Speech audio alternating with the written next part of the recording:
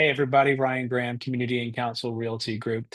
Wanted to put out a market update video. I haven't done one of these in a few months now, and well, now's a great time to do it because we do see some changes that are taking place that I really want to let everybody know about.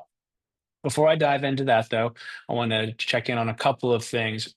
First and foremost, I'll be reaching out to a lot of you, text message, and maybe even some calls here and there. I want to know what your real estate goals are for 2025 or even beyond. There's been a lot of folks that have been benefiting from low interest rates, and so that's given them a desire to stay put for a period of time. But there is some growth and some change that's taking place. I see new opportunities where people are moving around, or for whatever reason, folks are deciding, you know what, now is the time to move, or at least it's time to start planning a move. So the planning process is kind of our favorite part, and it's the part I love to talk about. It helps get people clarity and get them moving in the right direction. So think about that. If there's anything I can do to help in the near term, please let me know. And like I said, I should be reaching out to some of you and love to have that conversation. So here's my statement. This is what I want to say is I believe we are no longer in a seller's market in Metro Atlanta. There are still homes that are going to sell quickly for top dollar. We even see multiple offers on occasion, but we are seeing more and more how homes are sitting on the market for longer. They are not getting list price. Buyers are negotiating in significant concessions in many cases. We are seeing significant price reductions throughout the marketplace. A lot of expires, in other words, listings that come to market, they stay on market for 90 days or more, and they just don't sell. All of this stuff is very indicative of a shift in the marketplace. Let me share my screen for a second here and show you some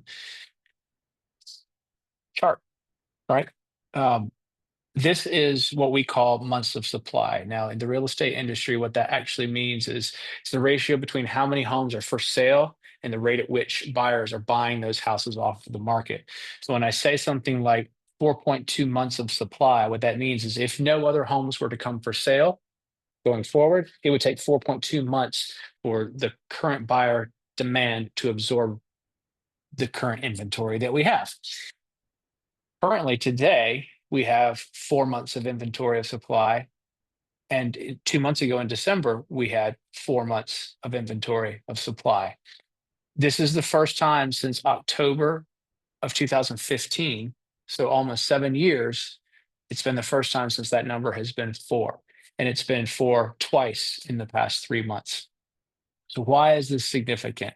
Well, what this is saying to us, and you can see the seasonality effects slowly, as you would expect, that supply level got lower and lower, but it sort of hung somewhat consistently from 15, 16, 17, 18, 19. It wasn't until COVID and the supply disappeared. Obviously, nobody was selling their homes during lockdown. But even once lockdown opened up and people started buying homes with those crazy interest rates and the influx of capital that was in the marketplace, the supply could never keep up. So we were in this trough of supply for a couple of years, 21, 22, parts of 20. It really didn't pick up until 23, but you've seen a very, very steady increase in supply in a relatively short period of time. So that is a violent swing down and a almost equally violent swing up in terms of supply. So what does that mean? I think it means that if you've been on the fence about buying, right now is a great time to get off the fence. Right now is a great time to start making plans. Yes, interest rates are higher than they had been, right? We're not going to see 2% interest rates anymore. Probably not. I mean, if you're 20 years old and you're thinking about buying your house, your first house, okay, you might see low interest rates, 2, 3% at some point in the next 30 or 40 years. But for those of us with the color hair that I have, that run is well behind us. The good news is that 7% interest rates are right there at the historical average. They're not high interest rates, they're just higher interest rates. And we're also seeing interest rates that are starting to come down a little bit. So with inflation where it's been and the cost of groceries and everything else, I get it. It's tough. The conversations we're having with buyers is not only a how can we find something that works for you in the for your goals, whether it be location or size of house or the amenities and that kind of stuff.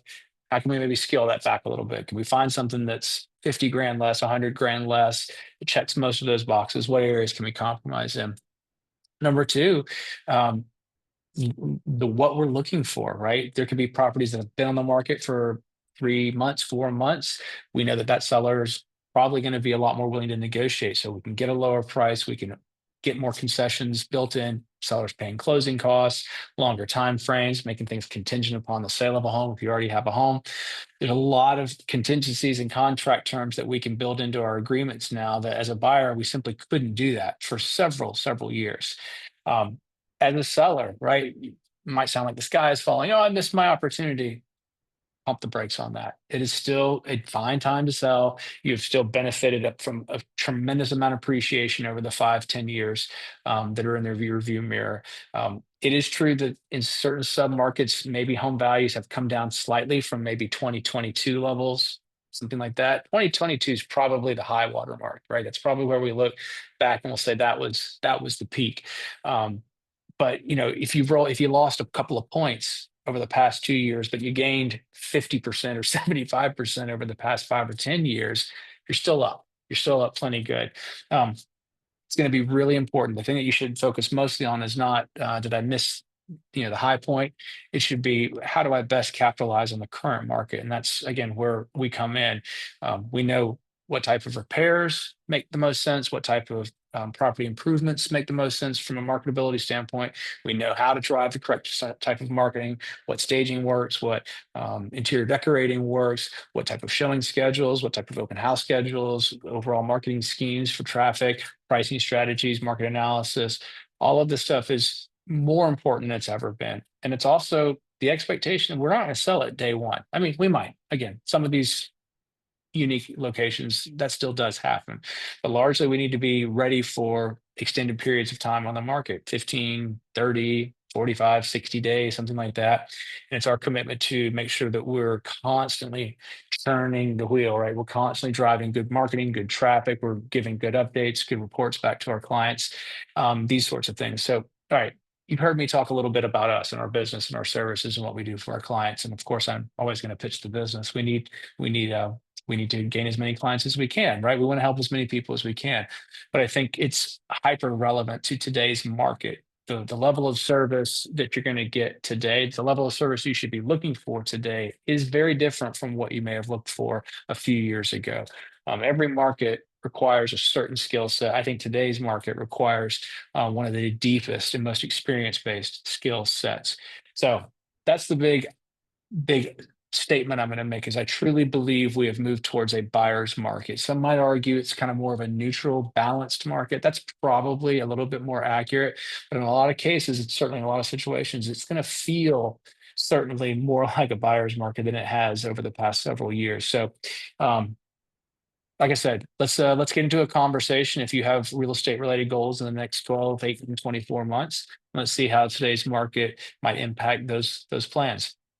Last but not least, I want to remind everybody we will be doing our annual spring social this May.